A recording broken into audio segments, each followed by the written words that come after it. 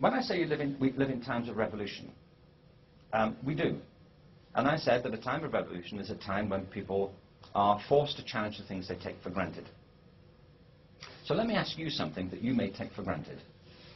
I haven't got time to, I'm not there with you to see how you're going to react to this, but let me ask you it anyway. I ask people all around the world this question. It's this: how many senses do you think you have? Senses, physical senses. I'll give you a minute to think about it. That's it. You can edit more time in here if you want. Let me tell you what people commonly say. What people commonly say is this: we have, typically, I'm not saying you said this personally, but typically, I ask people all around the world, typically what they say is this, that we have 5 senses. And somebody almost always say, no, there's a 6th one, which is intuition. Now, the 5 senses people normally mention are sight, hearing, touch, smell, and, did I say hearing? You know what they are, those 5. And intuition. Now, intuition is different.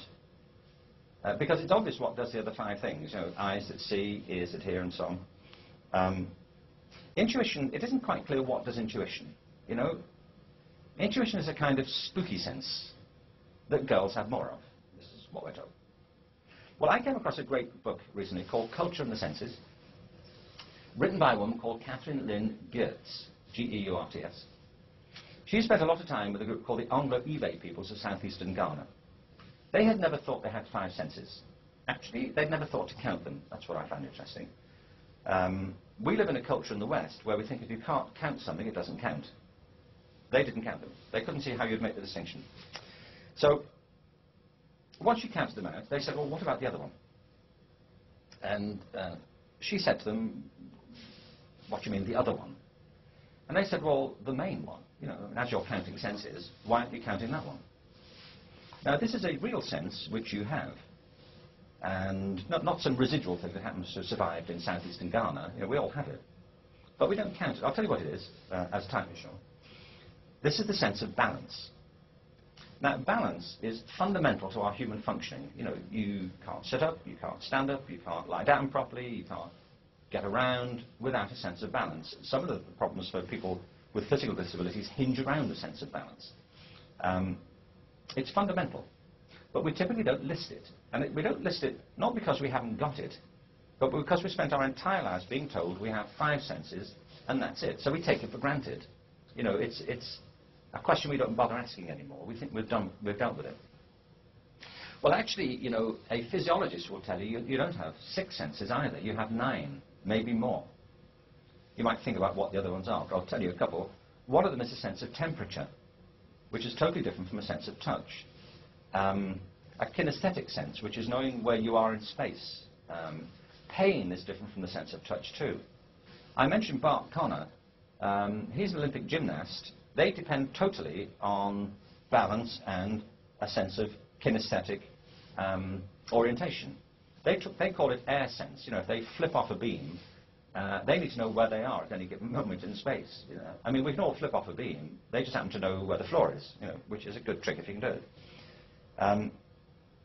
So now my point is this: if we underestimate our basic senses and take them for granted, what else are we taking for granted that's also untrue? Well, I think what we take for granted primarily is our sense of intelligence. We've grown up with this limited view of ability, a massively inflated sense of disability, a sense of remedial education for people who don't demonstrate the conventional competencies, and it's rooted in an equally narrow view of intelligence, which we have reduced to a certain type of verbal and mathematical facility, particularly a certain sort of critical reasoning, and a certain type of verbal eloquence. My whole argument for the arts has always been that they represent a much more diverse conception of human intelligence. I think we know these things about intelligence. One, it is diverse. We experience the world in all the ways we experience it. I mean, we think about it in all the ways that we experience it. You know, visual artists aren't compensating for a verbal deficit. They're thinking visually. Dancers aren't compensating for some mathematical deficiency. They are thinking kinesthetically, and often, by the way, mathematically. So, the great testament to the diversity of human intelligence is the plurality of cultural practices, not only, but including the arts. It's self-evident to me that diversity should be a watchword of the future regeneration of human resources. Not similarity, but diversity. Secondly, human intelligence is tremendously dynamic and interactive. Dancers think mathematically. Poets think visually. Scientists often think visually and spatially. And the third thing about intelligence is it's extraordinarily unique to each of us. We each have a unique profile, which is what the element is about. Now, so let me just wrap this up and say that, to me, disability art is a test case for how we think about human ability. Not our own, but more broadly. But both of the terms there, disability art, are difficult and troubled. The term disability is too rough cut, I think, to really deal with the nuances of the issues that we're trying to address. You know, I mean, the field includes people with physical disabilities like polio. It includes the deaf community who often don't think of themselves in quite this way at all. I mean, cultures are defined often by languages, and there are languages within some fields of the so-called disability community which are distinct to them.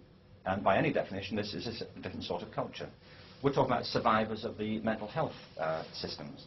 These are different sorts of nuanced capacities and challenges that we need to think of properly before we start to sloganize, I think, the field of disability arts. And the second thing is the term the arts itself is troubled. If you ask people to define the arts, that's when the argument starts. You know, it goes from what we think as high art, our ballet and classical music, to street culture, to rap, to every form of creative practice. So the term disabled arts, to me, is a problem, because it suggests something that's unified when what we're trying to promote is homogeneity.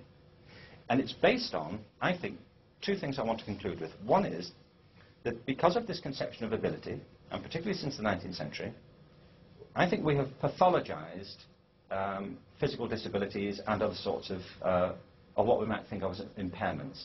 We've pathologized them and ghettoized them. And part of what the disability arts movement is about is liberating people's natural capacities through different sorts of creative practice. And I think that's exactly what we should do. But we've also, just as we've pathologized disability, we've professionalized the arts. It's only quite recently that the arts has emerged as a separate profession, you know, with their own social security numbers and passports with artists written on them.